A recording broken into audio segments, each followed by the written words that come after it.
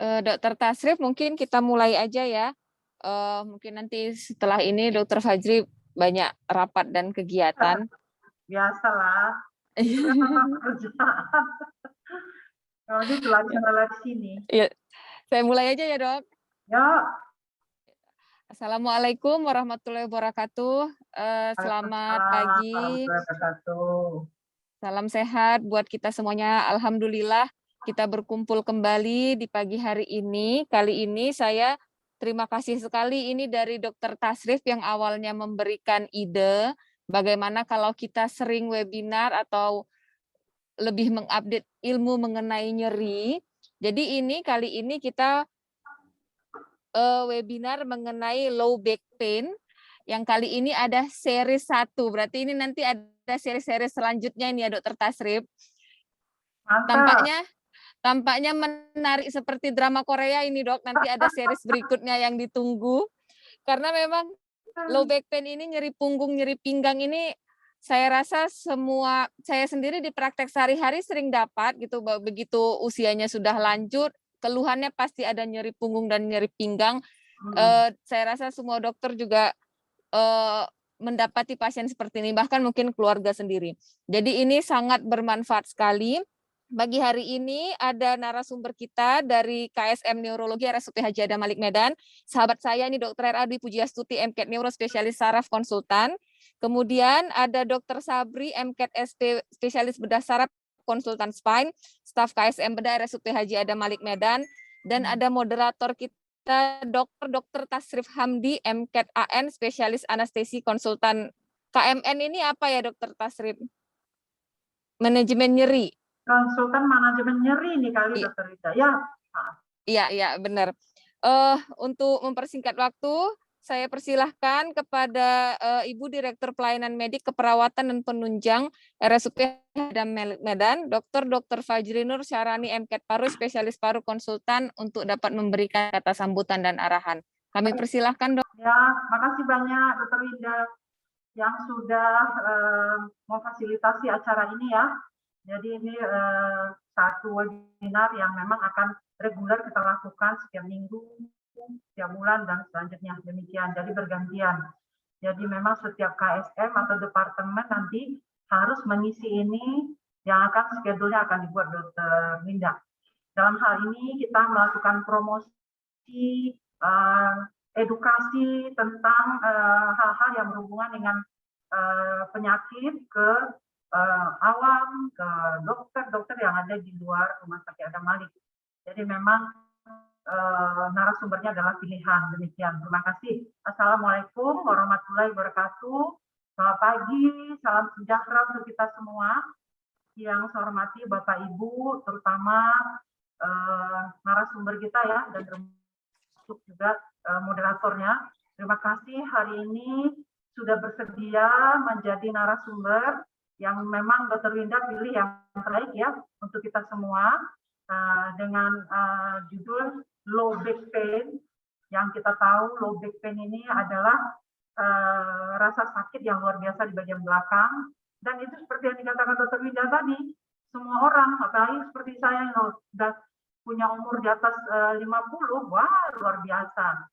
Dr. Puji langsung senyum ya, karena ini pasien-pasien yang sudah sudah mungkin tiap hari ada ya, tiap hari ada ini kalau Dr. Puji. Jadi ini adalah dia disebabkan karena posisi pekerjaan yang epidemiologinya katanya lebih dari 500.000 orang kalau di Amerika, dan kenaikannya itu 59% ya selama 5 tahun dengan prevalensi 11,9%, begitu katanya. Jadi acara ini luar biasa untuk kita semua. Terima kasih kepada Dr. Puji, Dr. Sabri, dan ada Dr. Tasrif. Saya rasa heboh ini nanti pembicaranya ya untuk membahas low back pain ya. Jadi terima kasih. Jadi kita buka webinar ini LBP ya dengan ucapan Bismillahirrahmanirrahim. Semoga ini bermanfaat dan menjadi edukasi untuk kita semua. Wabillahi taufiq wal hidayah. Assalamualaikum warahmatullahi wabarakatuh. Waalaikumsalam warahmatullahi wabarakatuh. Pagi, terima kasih kami ucapkan kepada Ibu Direktur Pelayanan Medik Keperawatan dan Penunjang. Terima kasih, Dok. Saya mungkin mengingatkan kembali, webinar ini selain dapat diakses melalui platform Zoom, juga ada di YouTube Live Channel RSUP Haji Adam Malik Medan, dan juga buat nanti yang ketinggalan ataupun nanti akan selanjutnya akan terekam di YouTube channel RSUP Haji Adam Malik Medan. Jadi tentunya ini akan sangat bermanfaat, bisa dilihat oleh banyak orang dan dapat dilihat oleh masyarakat banyak. Selanjutnya acara kami serahkan kepada moderator kita yang luar biasa, Dr. Tasrif Hamdi SPAN, konsultan. Kami persilahkan Dr. Tasrif. Terima kasih Dr. Winda. Assalamualaikum warahmatullahi wabarakatuh. Baik, acara diserahkan kepada saya. Sebelumnya saya hormati kepada Ibu Direktur Pelayanan Medik Perawatan dan Penunjang Masyarakat Malik Medan, Ibu Dr. Fajrinusa Syarani MKED Paru SPPK Konsultan FISR. Terima kasih buat atas supportnya. Baik, kita akan masuki ke acara selanjutnya, yaitu ke acara lah ya, yang pertama yang berjudul pembicara kita bernama Dr. R.A. Dwi Pujastuti MKED Neuro Spesialis Saraf Konsultan, yang akan nanti membawa judul materi pembicaraan berjudul tentang how to diagnosis to low back pain. Kemudian yang kedua dibawakan oleh narasumber juga yang tidak kalah hebatnya, Dr. Sabri MKED SPBS Key Spine FINSS MVNPS yang merupakan staf KSM bedah Mampus Haji Malik Medan dengan judul pembedahan minimal invasif pada low back pain. Untuk pembicara pertama, saya akan serahkan ke Dr. Puji. Saya akan sedikit membacakan kurikulum vitae Dr. Puji. Nama lengkap Dr. Dwi Pujastuti MKED Neuro SPS Konsultan. Beliau lahir 26 Februari 1983, agama Islam, sudah berkeluarga, pendidikan formal semuanya di Medan, pekerjaan sekarang staf pengajar Departemen Neurologi FKUSU, perkumpulan profesi dan organisasi, beliau merupakan anggota ID, koordinator Sleep Disorder Perdosi Jawa Medan, anggota Pokdi Sleep Disorder Perdosi, anggota Pokdi Cephalgia Perdosi, Bendahara Indonesian Pain Society, dan terakhir anggota Perhimpunan Dokter Intervensi Nyeri Indonesia. Dan mungkin kepada pembicara pertama, waktu dan tempat dipersilakan dokter dengan waktu 15-20 menit. Kepada Dr. Puji dipersilakan, dan nanti pada peserta yang ingin bertanya mungkin selesai nanti setelah pembicara kedua, mungkin bisa langsung bertanya melalui kolom chat atau melalui Zoom. Terima kasih. Pada Dr. Puji dipersilakan, Dok. Baik, terima kasih atas sambutannya juga dan perkenalannya dari juga tadi Dr. Fajrinur ya, dan Dr. Tasrif, juga Dr. Winda atas kesempatannya dan diselenggarakannya acara Low Back Pain Series 1 ini. Saya juga kaget ternyata baca ini Series 1, berarti ada seri-seri berikutnya, dan saya mudah-mudahan saya juga bisa terus diundang ya, jadi supaya kita bisa update terus tentang low back pain dari sumber-sumber yang memang ahli di bidangnya. Ini saya sudah mulai share screen, kira-kira udah kelihatan belum ya? Sudah, Dok. Takut salah mencet deh nih. Oke, udah kelihatan? Sudah ya? Sudah. Sudah, oke. Jadi untuk low back pain sendiri ini mungkin sudah cukup sering dibahas, sering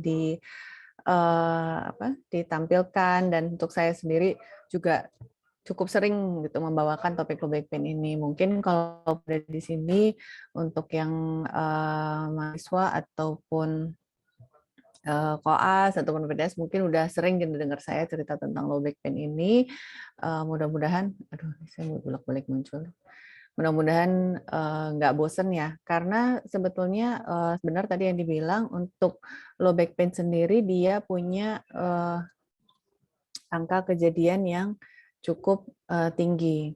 Low back pain sendiri itu adalah adanya sensasi nyeri ataupun tidak nyaman yang muncul dirasakan dari batas bawah iga dan sampai ke bokong, dan ini dengan catatan ini mesti harus digarisbawahi bisa dengan ataupun tanpa leg pain. gitu ya. Jadi untuk leg pain ini juga menjadi suatu catatan sendiri dan oke. Untuk low back pain atau kita sebutnya nyeri punggung bawah ya. Jadi dua term yang memang sering kita gunakan itu adalah low back pain atau di Indonesia adalah nyeri punggung bawah.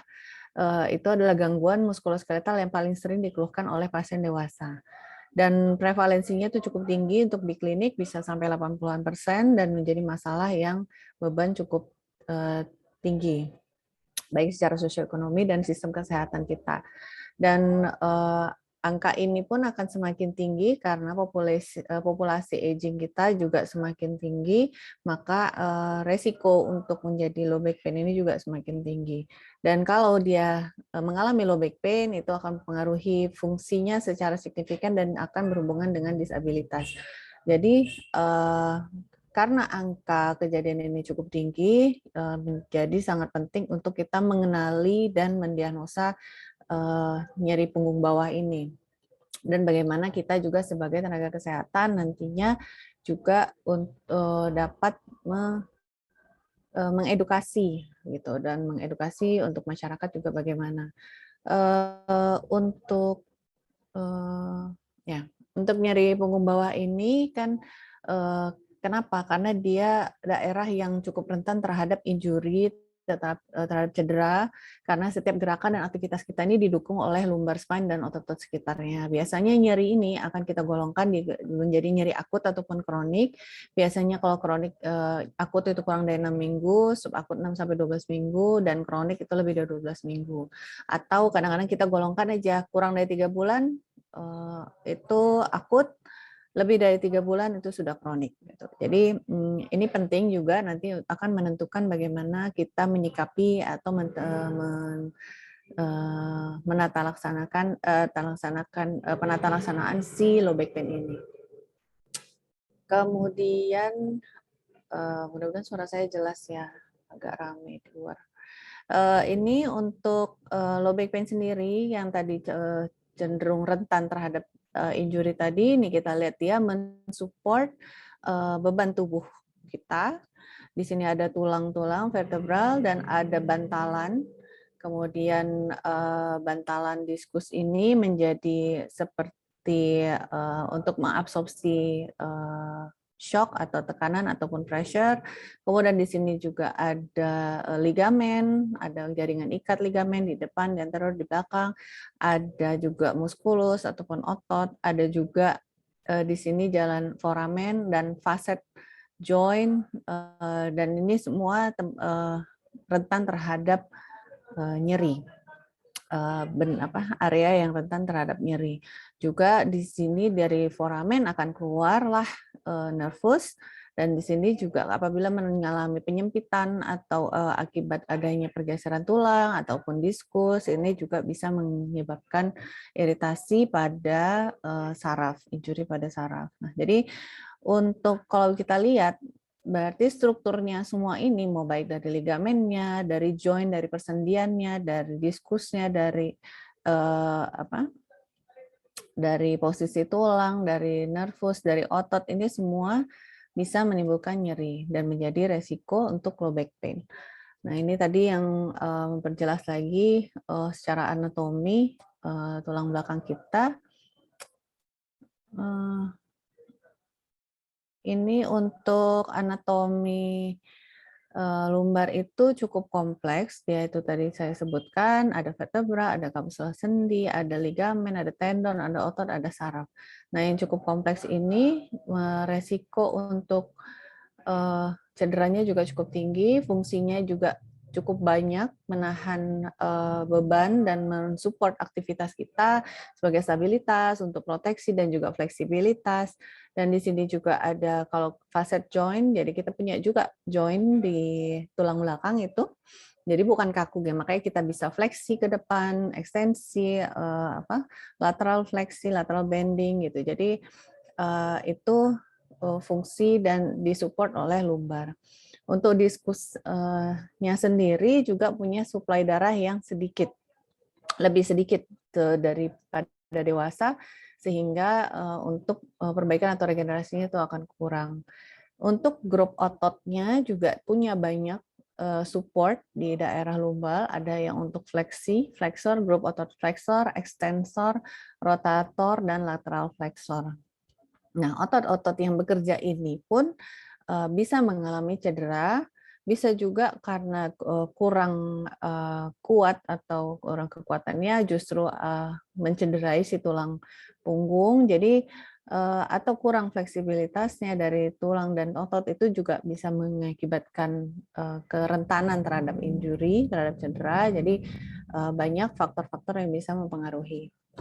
Untuk jalur nyeri sendiri, ini mungkin pengulangan, kita mulai dari reseptor nyeri itu free nerve ending, dan diteruskan dengan serabut nyerinya kita yang A, delta, dan C, kemudian masuk ke dorsal root ganglion, dan diteruskan ke cornodorsalis, middle spinalis, diterus sampai ke menyilang dan dibawa ke talamus, dan diproyeksikan ke cerebral cortex. Nah, ini jalur nyeri, sampai ada inhibisi juga.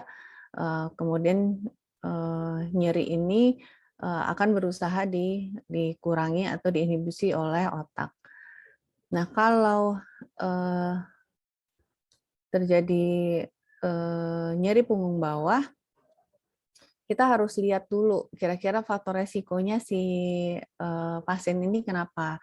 Dan untuk kita sendiri, tadi dibilang Dr. Winda ataupun Dr. Fajri Nur yang punya pengalaman menjumpai atau bahkan menjadi pasien sendiri. Untuk usia, Dok, memang punya resiko tinggi di atas 50, tapi nggak jadi jaminan. Saya sendiri juga mengalami low back pain di usia 30-an. Pasien saya juga yang masuk ke klinik sudah usia 30-an, dan rata-rata perempuan. Laki-laki juga ada. Jadi memang usia punya faktor resiko, termasuk resiko yang cukup tinggi. Tapi dengan pekerjaan ataupun lifestyle yang sekarang ini, untuk usia muda juga mempunyai faktor resiko untuk nyeri punggung bawah. Dan ini termasuk di sini adalah pekerjaan, misalnya dia mempunyai pekerjaan dengan mengangkat beban yang berat terus-terusan. Misal kalau saya contohin, biasanya misalnya di kebun yang dia sawit, maka dia akan mengangkat sawit itu berpuluh-puluh kilo gitu kan, bolak-balik. Atau dia mengoperasikan alat berat gitu yang butuh akhirnya bebannya semua dibebanin ke punggungnya. Kemudian ada juga pekerjaan ini terutama kita di beban berat ya. Ada juga misalnya pekerjaannya dia malah justru duduk lama gitu, duduk lama berjam-jam dalam posisi yang sudah tidak ergonomis. Misalnya kursinya, mejanya, atau layar monitornya, atau apapun itu tidak ergonomis dan sehingga mencederai si punggungnya. Kemudian ada juga dia, kalau ditanya, Bapak rutin olahraga nggak? Saya rajin kok, saya sering Dok olahraga. Oh iya, berapa lama biasa? Berapa kali Dok, Pak? Ya paling kalau seminggu sekali lah Dok, atau paling 2 minggu sekali. Itu menurut pasien, menurut orang itu sudah sering. Gitu. Mungkin saking kan kita kebiasaan untuk berolahraga atau latihan fisik yang rutin itu nggak ini ya, nggak bukan sesuatu yang biasa. Jadi sehingga dia kalau dia melakukan hobinya atau olahraganya di hari Minggu aja itu juga udah sering menurutnya gitu. Padahal sebetulnya bisa aja justru dia melakukannya berlebihan karena dia punya waktu hanya di weekend misalnya, atau dia punya waktunya 2 minggu sekali olahraga, kemudian dia melakukannya berlebihan, lebih dari sejam misalnya, dan tanpa ada. Nah, justru itu bisa mengakibatkan cedera. Misalnya mau main badminton tiba-tiba 2 jam dia, atau mau langsung tiba-tiba lari atau sepedaan jam-jam gitu. Jadi tanpa ada persiapan sebelumnya, dia berlebihan satu waktu, maka itu bisa menjadi cedera. Kemudian postur tubuh seseorang juga bagaimana dia cara berdiri, menopang tubuh, mengangkat beban, menggendong anak, ataupun duduk pada saat bekerja, apakah membungkuk ataukah jadi itu juga sangat menentukan resiko untuk nyeri punggung bawah. Salah satu terus kemudian, nah tadi kita bahas kan ternyata lumbar itu kan menopang beban tubuh kita. Nah, bayangkan kalau kita punya beban tubuh yang berlebihan, overweight, atau bahkan sampai ke obesitas, maka beban yang harus ditopang oleh lumbar dan lutut terutama juga itu akan bertambah gitu. Sama seperti misalnya kita dengan berat normal tapi kita bawa ransel kemana-mana terus gitu, bawa ransel isinya berapa kilo, kita bawa kemana-mana 24 jam. Nah itu juga akan mengakibatkan kerusakan tulang punggung juga lebih cepat. Kemudian yang tadi kalau ini kita bahas kalau dia olahraganya berlebihan tapi dia satu waktu, jadi overdoing exercise in one time.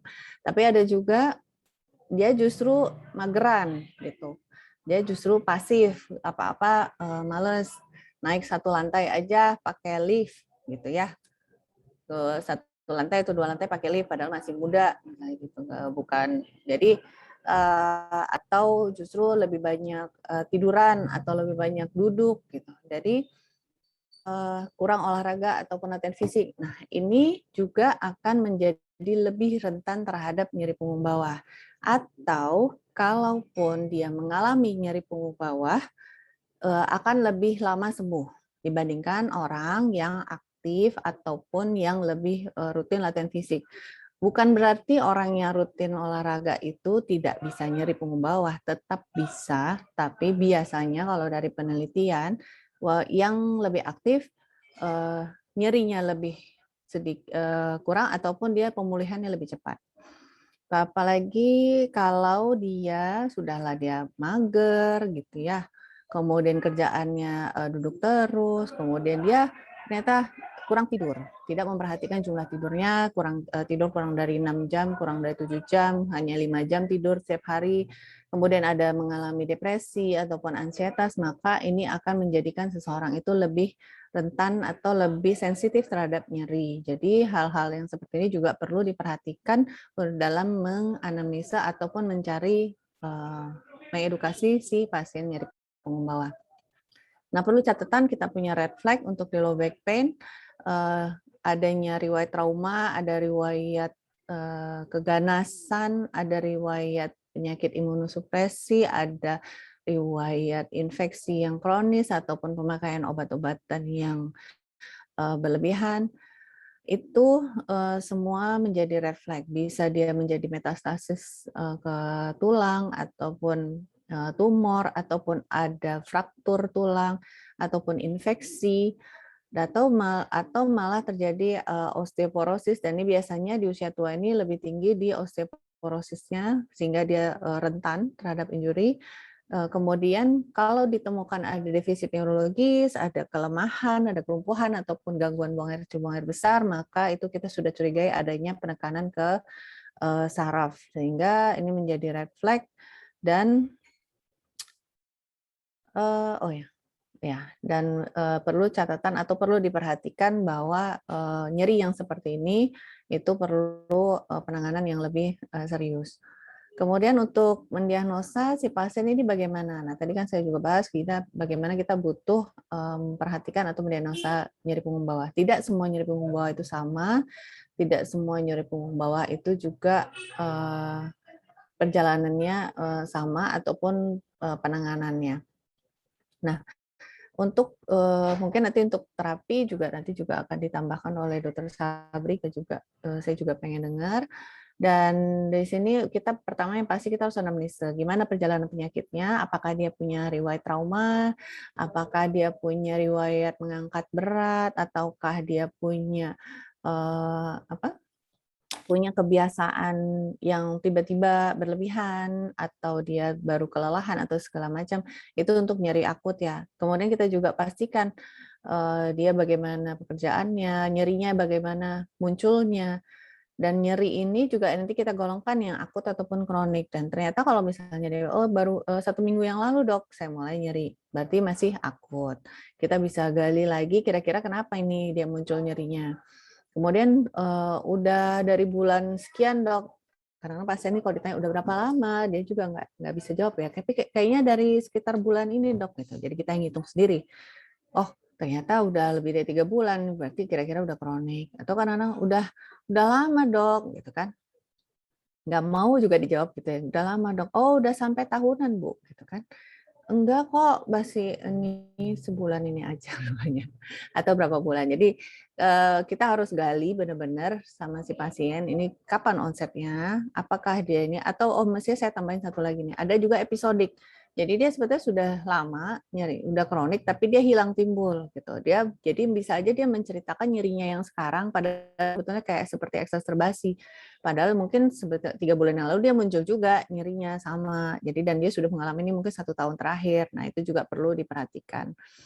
Kemudian kualitas nyerinya bagaimana? Apakah dia seperti ada yang menusuk tajam, seperti nyetrum, seperti atau dia justru denyut atau tumpul di satu seperti dalam lokasinya di satu sisi ataupun di dua sisi. Kemudian lokasinya apakah dia terlokalisasi ataupun radikuler sampai dia ke tadi yang kita bilang bisa sampai ke tungkai, ke kaki atau tidak. Kemudian waktu dan pencetusnya, pencetus nyerinya apa, apakah dia di waktu-waktu yang tertentu, apa pas baru bangun tidur aja, apakah pas malam, hilang timbul, ataupun terus-menerus nyeri. Nah, yang terus-menerus nyeri ini perlu catatan juga karena kita lebih curiga ini bisa mengarah ke cancer ataupun cancer, pain ataupun fraktur gitu ya. Jadi ini perlu diperhatikan.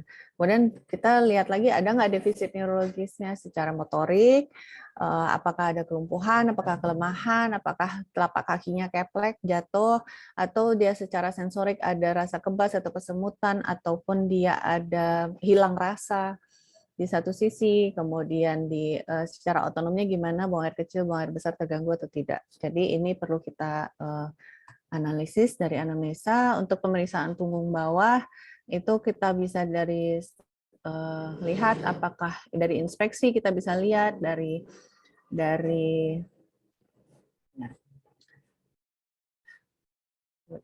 inspeksi kita bisa lihat apakah ini simetris, apakah ada penonjolan atau benjolan di punggung, apakah ada panggulnya tinggi sebelah atau tulang punggungnya miring gitu ya. Kemudian kita bisa raba di area vertebral, paravertebral, kemudian di muscle-nya ada nggak nyeri, ada nggak tenderness. Karena kemudian kita bisa lakukan perkusi, kita bisa lakukan penekanan pada area sciatica atau pada gluteus. Nah, ini jadi kita bisa mencari sumber nyeri. Gitu. Kita pastikan sumber nyeri, kemudian kita pastikan juga secara anatomis tulang punggungnya gimana, apakah ada kekakuan, apa stiffness, kemudian kita bisa lakukan pemeriksaan neurologis. Ada juga kalau ini yang pemeriksaan yang sering biasanya dilakukan pada dan hampir selalu sih bukan sering ya. Itu pada low back pain itu kita lakukan straight leg raising test, itu LASEK, dan ada variasi-variasinya juga yang lain seperti Bragard, Sikat. Nah ini kita lakukan, kita yang mengfleksikan tungkai terhadap sendi panggul setinggi 70 derajat.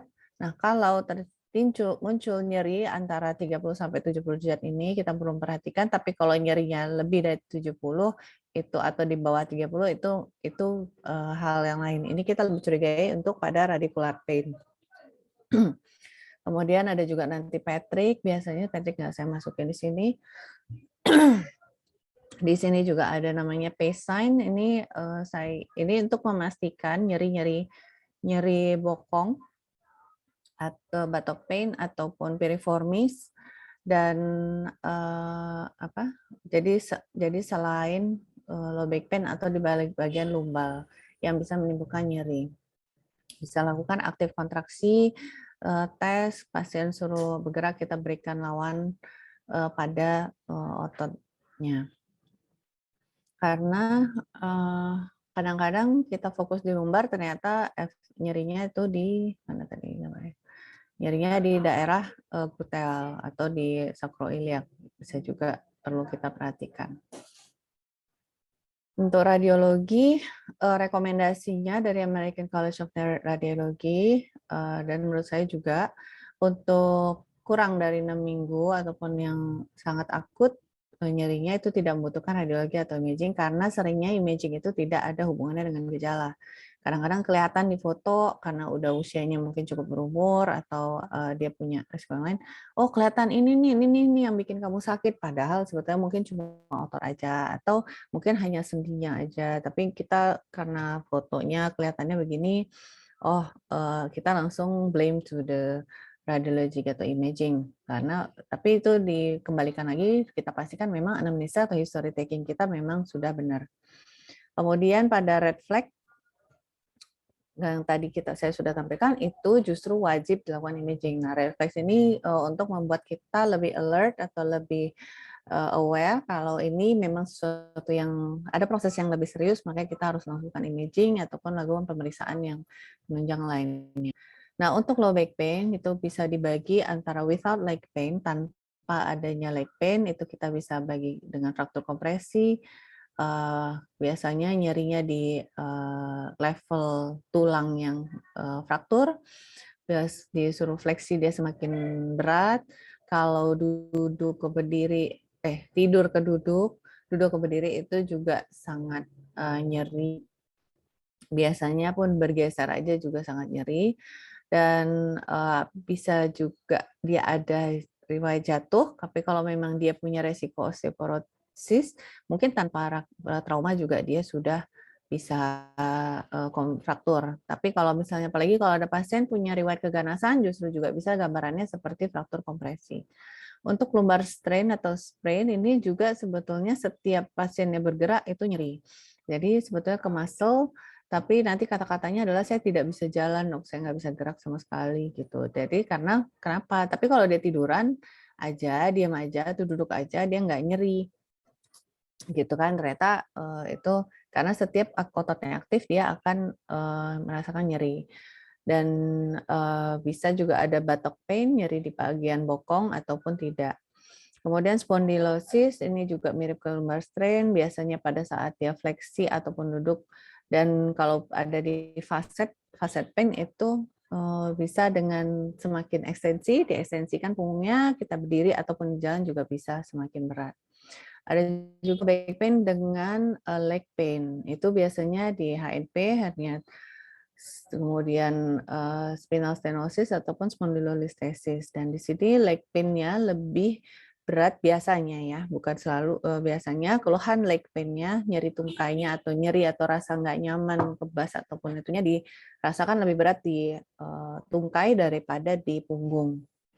Dan di sini kalau misalnya HNP biasanya lebih berat atau lebih memberat pada saat dia duduk lama. Kalau stenosis dan spondylolisthesis itu ciri khasnya dia pada saat dia berjalan itu dia akan merasakan nyeri, terjadi claudication, dan dia harus istirahat, dia harus fleksikan dulu seperti posisi ruku, baru membuka si stenosisnya, baru nyerinya berkurang, baru dia bisa lanjut jalan lagi. Dan nanti berulang terus. Nah ini kalau radicular pain kita bisa lihat dia menyebarnya kemana, apakah di atas paha atau di atas lutut ataupun di bawah lutut. Ini salah satu low back pain yang kadang-kadang mungkin sebetulnya dia sangat lebih dominan nyerinya di bisa menyerupai HNP ke lumbar L4.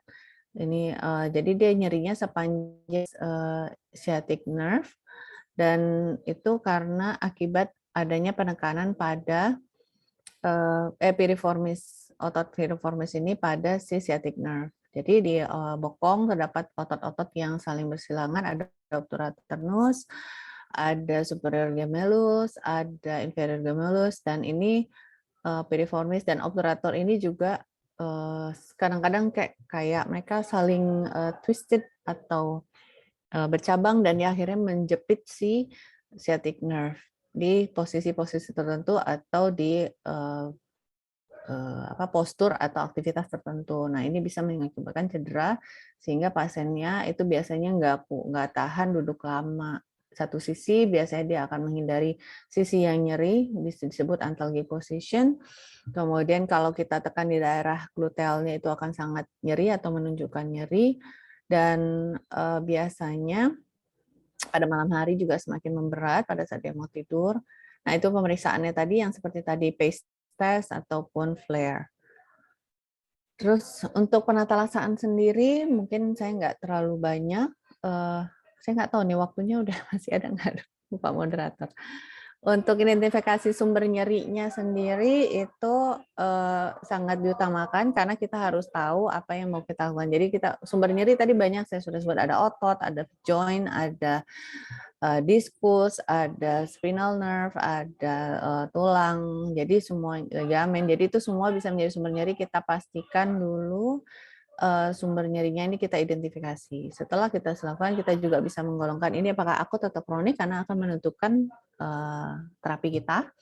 Dan target utama kita dalam menata laksanakan si nyeri ini, nyeri punggung bawah itu kita harus mengurangi nyeri. Itu nomor 1 untuk mengembalikan mobilitas dan fungsi fisik si pasien.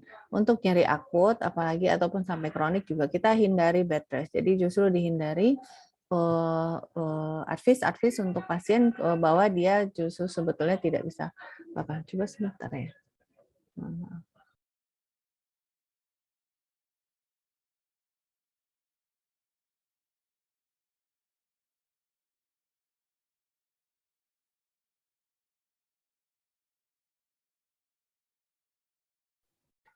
Oke. Untuk kita perlu menghindari anjuran bed rest terlalu lama. Bed rest, udah ibu nggak usah ngapa-ngapain, ibu nggak boleh ini, nggak boleh itu. Justru itu akan menjadi resiko nyeri dia lebih berat. Kita harus karena kita sudah memberikan obat, misalnya kita sudah memberikan mengurangi nyeri si pasien, kita bisa mengedukasi untuk pasien tetap aktif dan olahraga. Kemudian treatment bisa digolongkan non-farmakologi ataupun farmakologi. Interventional terapi di sini mungkin nanti Dr. Sabri akan menjelaskan minimal invasif ya, sampai pembedahan kalau dibutuhkan.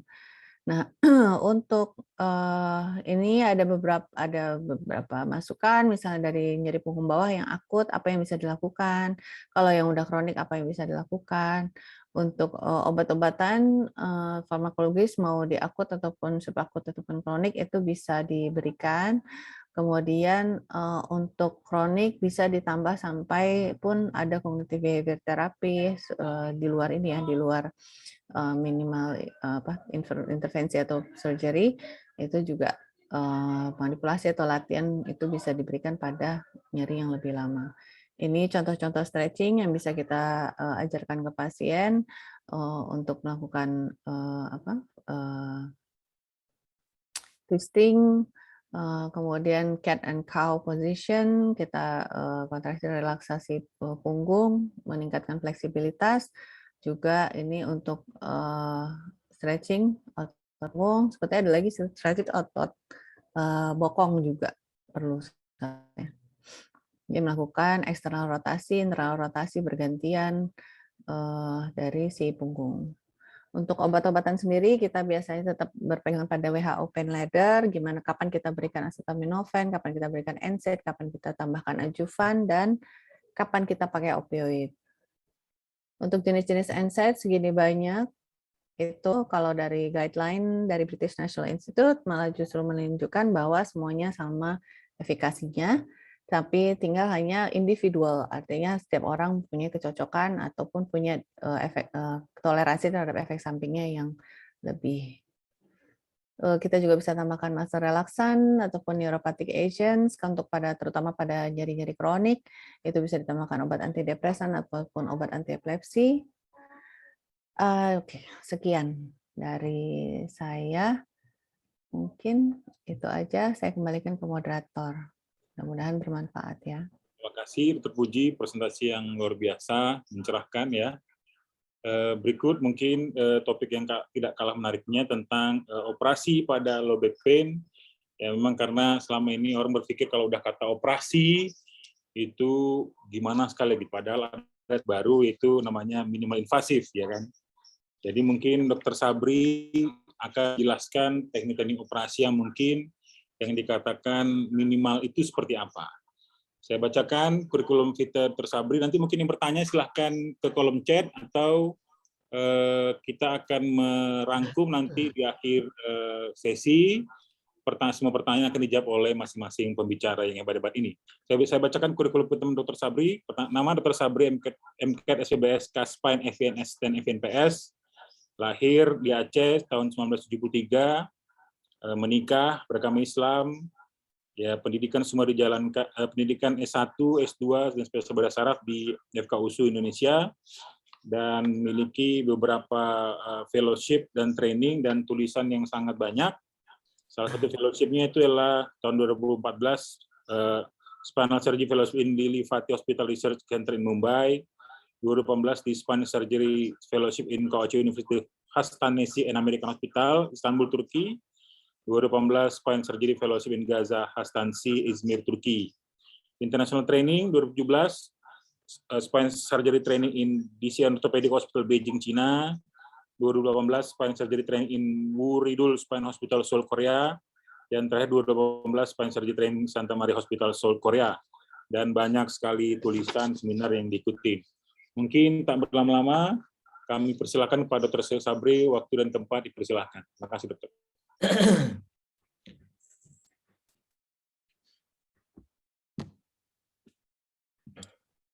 Silakan, Dokter. Ya.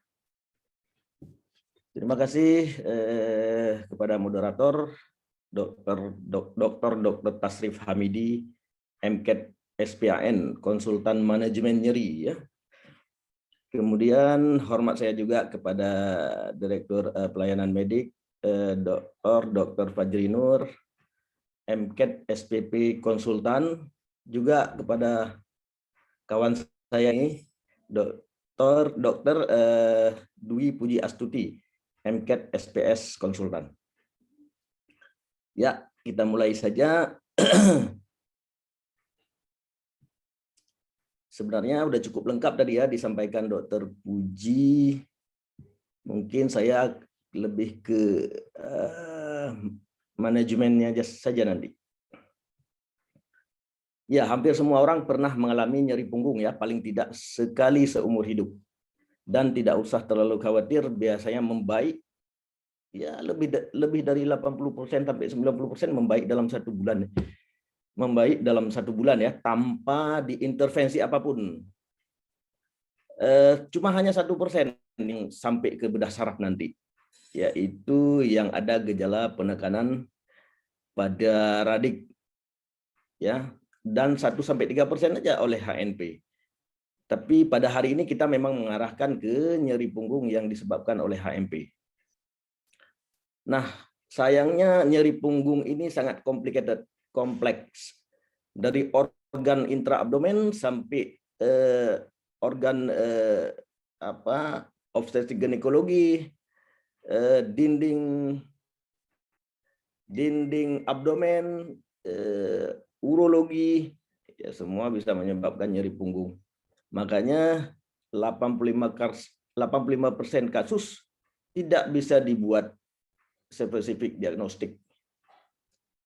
Jangankan di luar spine, di dalam spine saja tidak, di atas lumbal 3 itu tidak spesifik nyerinya. Susah dengan pemeriksaan fisik, susah sekali menentukan lokasi. Walaupun kita hafal peta dermatom, tapi ternyata susah. Yang spesifik lumbal 3, 4 sampai S1 ke bawah. Nah, banyak sekali nomenklatur yang membuat kita pusing kadang-kadang. Ekspertisi radiologi, ada anular tear, anular fissura, degeneratif, ya, degeneratif disc disease, bulging disc, herniasi disc, ya, cukup banyak di spine sendiri. Nah, yang paling sering kita jumpai memang HNP. HNP pecahnya anulus fibrosus sehingga nukleus pulposus keluar menekan radik atau menekan tekal sac yang bisa menyebabkan nyeri. Ya, ini juga di prevalensi meningkat sesuai umur karena makin tua kita, ini kandungan air di dalam anulus fibrosus dan nukleus pulposus makin banyak, tapi makin tua kita makin berkurang. Ya mungkin kalau masih muda ya seperti gel lah. Semakin tua kita makin kaku. Tidak semata-mata juga karena HNP atau pecah diskus. Ada juga yang umur menyebabkan penyakit degeneratif. misalnya hipertrofi pada fase join yang menyebabkan kanalnya sempit, atau tumbuh osteofit, ya artinya tumbuh tulang yang tidak normal sehingga menyempitkan lubang saraf sehingga menekan saraf. Nah, problem paling besar di tungkai bawah adalah sesuai dengan saraf paling besar yang mensarafi tungkai bawah, itu sciatic nerve, yang bisa ketekan di mana saja, baik kiri maupun kanan, ke posterior, ke radik atau Tekalsek. Kalau ke radik, kalau ke foramen ditekan, exciting nerve root. Kalau ditekan ke Tekalsek, transverse nerve root yang ketekan, sama-sama gejala radikuler. Nah, tentu kita kalau memang curiga nyeri punggung itu problem saraf, tentu kita harus meminta imaging, ya. Imaging karena gold standarnya sekarang itu imaging. Nah, Anda lihat ini di sebelah kanan sarafnya normal. Ini keluar dari foramen sampai ke lateral, nggak ada masalah. Tapi ini terlihat ada bulging disc yang sangat besar menekan saraf sehingga exciting nerve root-nya tidak nampak lagi. Ini bagian yang kejepit berat. Tapi kalau dari sagittal juga bisa dilihat ada penonjolan ke belakang. Nah, kadang-kadang penonjolan itu nggak mesti di tengah, bisa ke lateral atau fal lateral. Sangat jauh. Kadang-kadang kita nggak terlihat di sini ke fal lateral. Nah, ini sering miss yang kita sebagai klinisi sering nggak melihat di bagian paling lateral. Nah, yang menarik, kadang-kadang yang besar, HNP yang besar belum tentu itu yang menyebabkan nyeri. Ada HNP kecil, tapi dia menyebabkan nyeri yang sangat berat. Nah, ini yang sangat responsif dengan pengobatan konservatif. Misalnya HNP ringan, tapi dia menyebabkan inflamasi berat. Misalnya banyak mediator interleukin 6, TNF, alfa, dan segala macam yang merangsang saraf, sehingga menyebabkan nyeri berat. Nah, yang begini-begini adalah respon baik dengan pengobatan konservatif. Nah, ini saya nggak jelaskan lagi karena tadi Dr. Fuji sudah jelaskan. Ini semuanya sesuai, misalnya radikulopati sesuai dengan distribusi nerve root. Ada juga mechanical low back pain akibat muskuloskeletalnya atau iritasi fase joint. Dan nyerinya ini memang tidak menjalar sampai ke tungkai. Ada jika Anda ini wajib ketahui bahwa ada suatu ketika HNP ini bisa menyebabkan emergency. Jangan lagi Anda konservatif, jangan lagi Anda manajemen non operatif kalau udah timbul tanda-tanda cauda equina syndrome, ya. Dan beberapa kasus saya temukan sebulan setelah cauda equina syndrome, secara teori memang irreversible, kenyataannya memang begitu, ya. Irreversible, dia bisa seumur hidup nggak bisa kencing lagi, atau inkontinens seumur hidup, atau bisa lumpuh seumur hidup. Makanya kalau dijumpai ada gangguan pada berkemih dan buang air besar, ada saddle anesthesia. Saddle anesthesia kalau kita naik sepeda, duduk tempat duduk kita itu yang lengket ke bokong kita, di situ terasa kebas, ya, atau nyeri berat di daerah situ, tapi lebih sering kebas, hipostesia, ya. Atau ada kelumpuhan, itu emergency operasi. Nah, ini saya tidak jelaskan lagi, ya, pemeriksaan fisik tadi sudah dijelaskan sama Dr. Fuji, ya. Nah, ini juga sudah dijelaskan, hanya kita menghafal-hafal dermatom aja. Kalau L4 kebasnya di daerah lateral medial mata kaki dan medial telapak kaki, ya. Kalau L5 di punggung kaki, kalau S1 di lateral dari mata kaki, ya. Nah, kapan indikasi operasi? Ya, umumnya dipertimbangkan operasi terapi konservatif, ya. Tapi kalau timbul cauda equina syndrome kayak saya jelaskan tadi, itu harus segera dioperasi. Ada nyeri yang progresif, ada simptomnya progresif.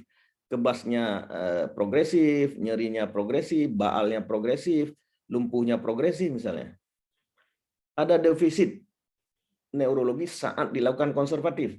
Pasien ini lagi minum obat, lagi istirahat, atau lagi fisioterapi, tapi timbul defisit neurologis. Ada otot yang grup otot atau satu otot atau semua satu tungkai lemah, itu harus hati-hati. Paling tidak lihat gaya jalan pasien udah keplek, ya jangan lagi dikonservatif. Severe radicular pain, nyeri yang menjalar lebih dari 6 minggu, tentu harus dilakukan operasi. Ya, manajemen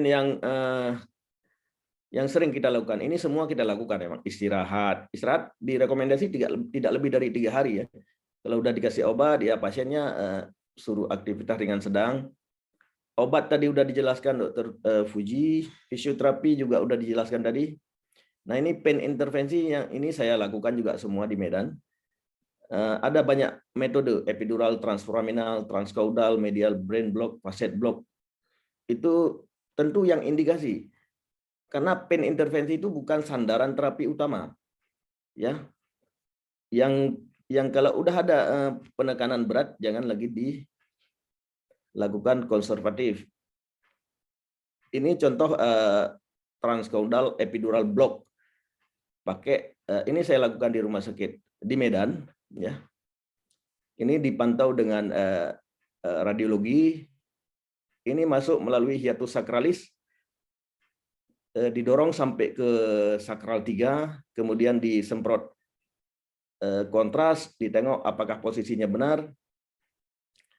Ini hanya efektif pada ya lumbal bawah, misalnya 3, 4, 5, S1. Tapi kalau perlu kita ke lumbal yang atas atau torakal, saya biasanya masukkan kateter, epidural kateter kemari disorong sampai ke atas supaya obat bisa mencapai ke atas. Ini sekali lagi saya bilang ini bukan terapi sandaran utama terapi pada HNP ya atau low back pain. Ini hanya untuk yang memang indikasi konservatif ya. Kemudian bisa juga transforaminal ya. Ini dari samping. Ini juga pasien yang saya kerjakan. Targetnya kemari ke foramen. Jadi langsung ke sisi radiknya yang dikasih obat. Nah, ini ujung jarum masuk ke sisi radik. Ya, ini biasanya disuntik steroid, lokal anestetik. Ya, biasanya silokain bisa dicampur dengan bupivagain supaya lebih lama. Steroid bisa metilprednison atau dexamethasone. Tapi kalau ke foramen lebih aman yang non partikular ya, yang dexa. Nah, yang dulu-dulu kita lakukan, ini semua metode ini masih dipakai. Karena tergantung pasien itu kapan dia datang, kondisi bagaimana dia datang. Ya, kalau dia datang dengan kondisi berat, ligamentum plavumnya menebal, hipertrofi facet joint, multi-level, tentu tidak kita pilih penanganan yang minimalis ya. Tentu harus kita buka didekompresi sarafnya. Nah, ini juga yang pernah kita lakukan juga di Medan sering dilakukan ya. Ya, diambil material yang patologis juga tulangnya harus dibuang jadinya. Ada yang lebih minimal lagi, ini pakai cup 2,4 mm, 2,4 cm ya. Jadi tulang pun dibuka kecil saja.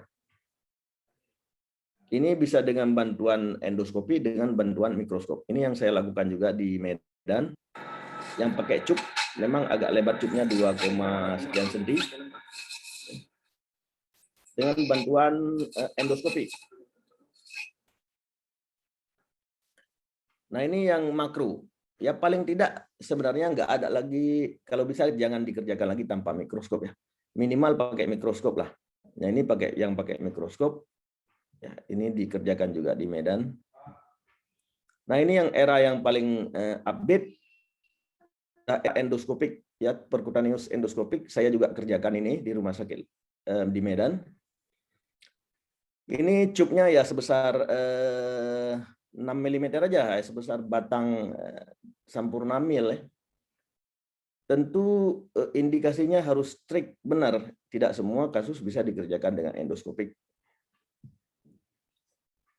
Ya bisa interlaminar, bisa juga ditransforaminal. Ini yang diambil hanya material patologi saja. Yang normal tidak diganggu. Beda dengan open ya. Nah, ini yang patologi saja yang diambil. Tapi perkembangan terakhir juga ada endoskopi yang bisa membuang tulang juga. Tentu lebih lama pengerjaannya atau lebih rumit. Ada juga yang nggak diapa-apain, hanya masuk probe saja, dibakar, menciut. Tentu pilihan untuk kasus-kasus ini sangat strict. Ya HNP yang kecil tapi nyerinya berat, tidak pasiennya tidak mau minum obat lama-lama, mau terus bekerja, cepat bekerja, ya bisa. Kalau yang ini saya belum mengerjakan di Medan, karena lain lagi alatnya. Teknik baru, alat baru. Ya ini yang percutaneous endoskopik. Jadi dia kecil aja probe-nya, hanya 6 mm saja. Jadi material yang patologis yang saja yang diambil. Tidak bisa melakukan dekompresi tulang dan lain-lain.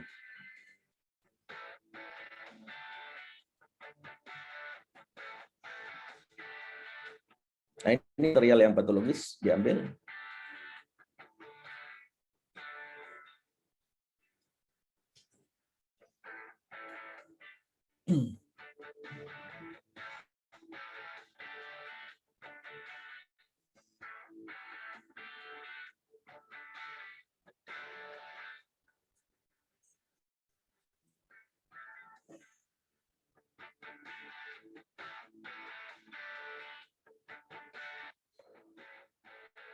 Oke, nggak ada satupun teknik yang super, ya, nggak ada satupun teknik yang super.